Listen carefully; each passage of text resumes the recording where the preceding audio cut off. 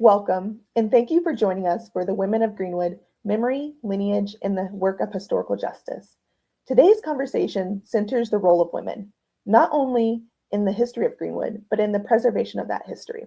When we talk about Greenwood, we are not just talking about a place or a moment in time. We are talking about families, about lineage, about the memory that has been carried forward across generations. And much of that preservation exists because women made the decision to hold on to it. My name is Jasmine Henry. I serve as the program director for the We Are Greenwood program at Justice for Greenwood. I am joined today by Angela Walton-Raji, our lead genealogist, who leads the critical work of documenting and verifying descendant histories.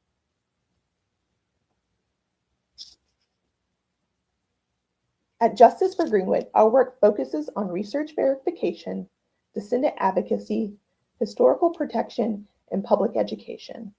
This is not just about telling stories. It's about building a body of evidence that ensures that those stories are accurate, protected, and recognized.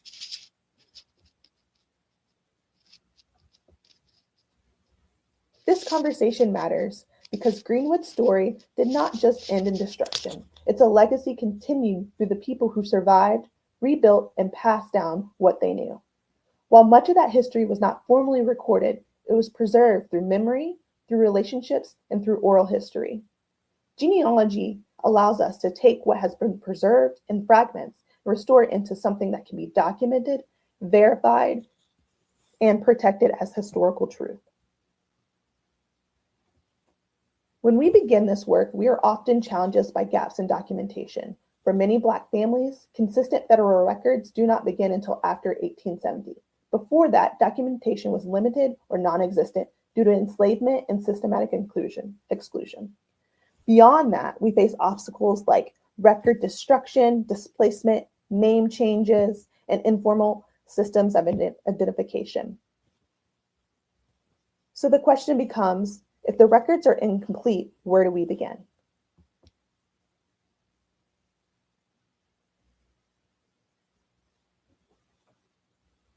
We begin with women.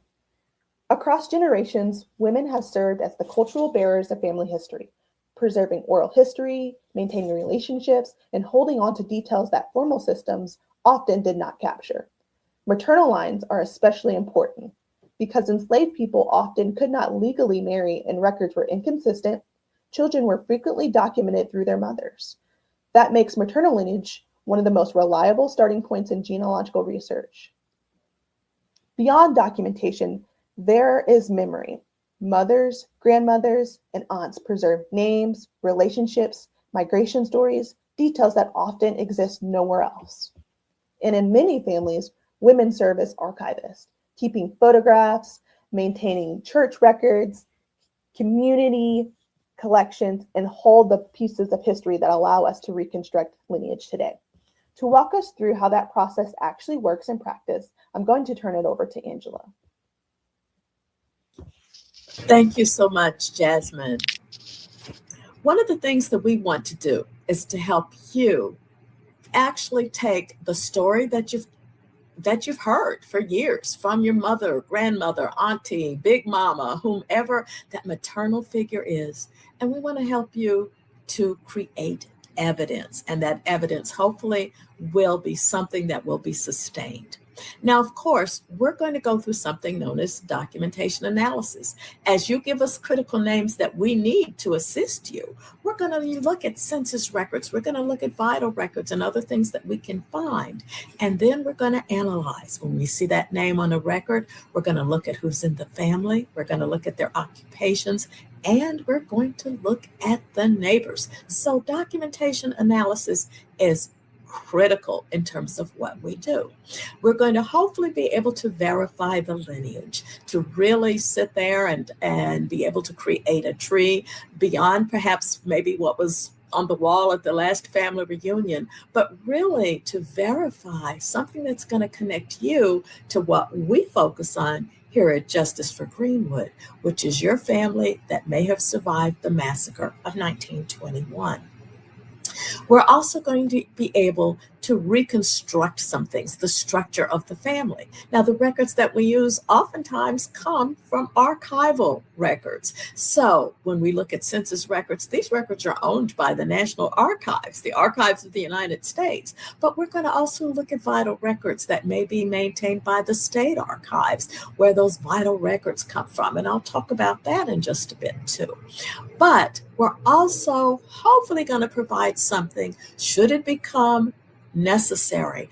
We want to be able to give you something that might be used in a legal situation. Should the city of Tulsa or Tulsa County ever decide to provide some sort of compensation, then what might be needed in a legal manner will be something that we will have been able to construct from the evidence that we will have put together and may be used in a legal situation. So, of course, there are the records. We look at the records, we analyze those records, and this is going to be something upon which we're going to base the evidence that's going to be created. We're going to analyze what we're going to look at, not just say, oh, there's grandma in 1940, 1930, 1920 census, but we're going to analyze not just who they were, as I said earlier, their neighbors and what they did, but we're going to hopefully put them in some sort of historical context. And then, of course, we want to be able to verify, and that's what we do here at Justice for Greenwood. We verify the lineage that you may have shared with us initially through that first contact that you may have had with us. Now, how do we do this? How do we really work? And many people want to know, wow. Well, at first, when you first get on our website, there's an intake form, and we're going to ask you questions. Who are your parents? When were you born? Who are your parents? And who is your ancestor who was a survivor of the Tulsa Massacre? So that's the basic family information that we get. We also are going to work within our team. If there's a question that I may have about a record, I'm looking at this family in Tulsa, I may consult with someone else on the same team and say, hey, you know a little bit about this community. Does this seem familiar? Do you happen to know much about that family? And then, of course, we're always going to be able to store everything in terms of our own archives here at Justice for Greenwood. But what do we use? We use census records. As you may know, census is recorded every 10 years by the federal government. But we're going to look at those vital records. Vital records record the vital events that occur in the lifespan of every citizen, their birth, their marriage, their death. And there are records for each one of those critical events. Your birth is recorded in the county as well as in the state where you were born, likewise with marriage records, and also wherever a death has occurred on an ancestor, that's recorded in that state where the death occurred as well. And then, of course, we do cross-check with other records. We may look at databases that were provided after the massacre. We're going to look at published books. We're going to look at school records if necessary. Anything that we can utilize to cross-check and to corroborate what one record says, and another record is there to corroborate that. So, of course, we utilize those records and much more as well. So it is important to understand that we're doing this. We also go through an internal verification. In other words, we're going to share this, of course, with our team and to make sure, gee, have we overlooked something? Or is there another resource that may have been overlooked? We're going to also document this and include it in a file that will be created for you. And of course, if we have a question or if we feel that we're missing something, maybe we've able to verify that your ancestor was definitely in Tulsa even before the massacre, but maybe you forgot to submit your own birth certificate, connecting yourself with the parent and the parent with the grandparent. We will be in touch with you either via email or even a phone call that you may get from members of our team as well. And of course, we want to preserve everything that we find. What you get, we also keep it. In other words, when you get the final report from us, we're keeping that, we're preserving that as well. So it will be available years from now also. So we reconstruct history through these records that we're looking at, whether they are census records or if someone has an old deed showing that great grandma may have owned some property in Tulsa, or we look at newspapers. Maybe there's some accounts where someone was interviewed and spoke about this, anything that we can find. And of course, as we know, women, those cultural bearers of the family, their testimonies, their stories, and those vital records, those birth, marriage, and death records that are collected. And of course, we have people such as an individual who's descended from a woman who's very well documented, Thelma Juanita Thurman Knight, and a descendant from Miss Thelma. And this is a woman, you see the mother and daughter there, and you see in the case of Linda Eubanks Knight, well, she's a daughter of Thelma, who was a survivor. And Thelma's story was captured in a book by Eddie Fay Gates, Riot on Greenwood. But we utilized all those records. We had to find Miss Thelma in a census record. So we put all these things together. So we really want to make that connection between you and your targeted ancestor. And of course, for example, in the case of Miss Thelma, we see, of course, the 1940 census. There's Miss Thelma, and she's married to Mr. Knight, Mr. Ralph Knight. We, of course, utilize the birth certificate of her daughter and to prove that her mother was definitely Thelma Thurman and Thelma Thurman Knight in that case. And of course, her story was also documented in the book, Riot on Greenwood. So there's an oral history that was actually published, and it's important. And of course, at the end of the process, you'll receive a packet that kind of looks like the document you see on the left, which is the genealogy report. Included will be the documents that we find, but also a certificate at the very end of that packet, a certificate where we've recognized you. We've verified that indeed you, an applicant to this project, that you have been truly verified as being connected to a survivor of the massacre. Another descendant story as well, Barbara Barrows. Well, she was a granddaughter of a survivor. Her ancestor, Daisy Scott. We had to collect things on her as well.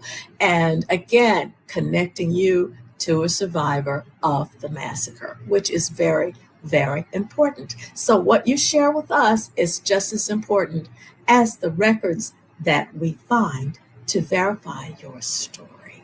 So all of this does eventually come together. And from what you share with us, your initial knowledge of that family, hopefully it's going to all lead to, even if we have challenges, which is when we reach out to you and say, hey, we're still missing something. What we sometimes refer internally as that connective tissue. But we want to take your story that you initially share to a verified history. And all of this is important. And sometimes we do have some interesting discoveries. Maybe you didn't know that an ancestor had 4 siblings instead of the 2 siblings. Maybe you only knew an uncle and an auntie and didn't realize, oh, there were 2 younger sisters, because they, of course, women get married, the names may change. So you didn't realize, oh, we're also related to the Graysons. Didn't know that. Oh, we're also related to another family that lived 3 doors away in the same census. So sometimes these are key discoveries that 2 or 3 generations down the line were unknown to you because you were born many decades later. But we share that with you as well when we find it.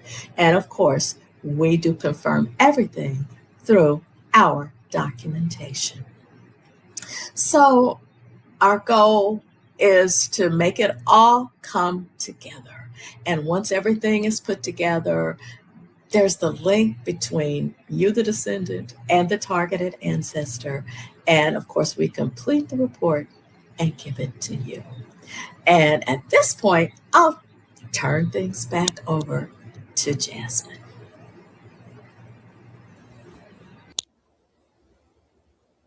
Thank you so much, Angela, for giving us that great process of how each descendant can utilize our services and go through the genealogy project with us. Our descendants actually wrote in to talk about some of the stories. What we've heard through this work and what we continue to see is that history is not just something that exists, it lives on in people.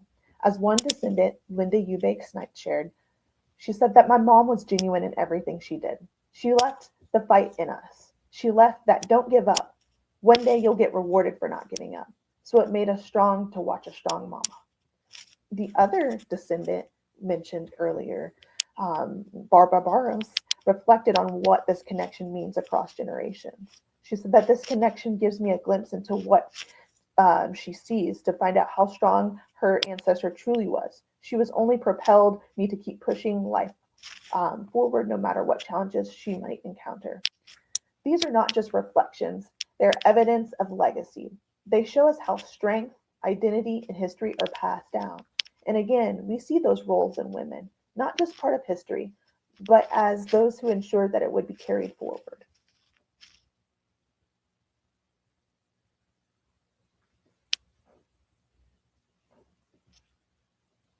This work is directly connected to reparative justice. It establishes historical truth, supports descendants, and confronts erasures. Without documentation, history can be denied, but with it, it can be defended.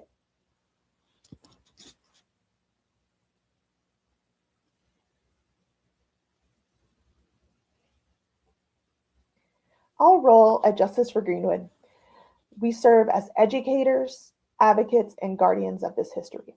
We ensure that descendant stories are not only told, but are verified, protected, and preserved.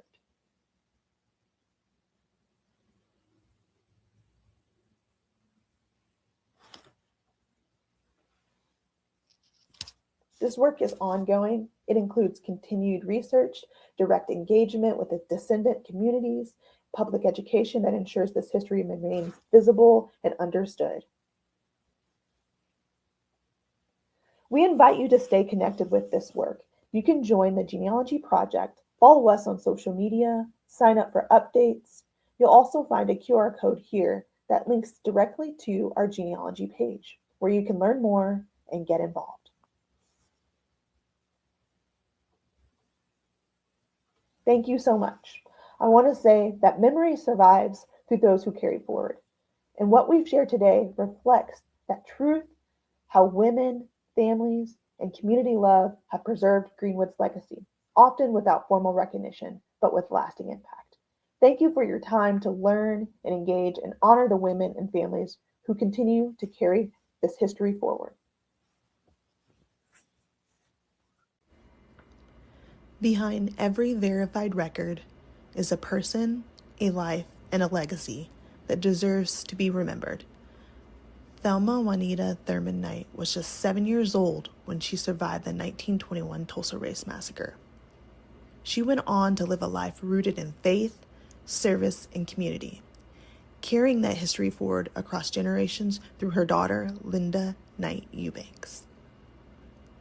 Daisy Scott was a political cartoonist for the Tulsa Star and a mother raising a family in Greenwood. At the time of the massacre, she was forced to flee while pregnant, leaving behind the life she built. Although she never returned to work as a cartoonist, she and her family rebuilt, creating stability and preserving their legacy through future generations, including her great-granddaughter, Barbara Barros. These histories were shared directly by their descendants, who chose to walk through the genealogy process to ensure their families were not forgotten. This work is not only about confirming lineage, it's about recognition. It's about ensuring that these lives and legacies continue to exist, not just in memory, but in record. Memory survives through those who carry it forward.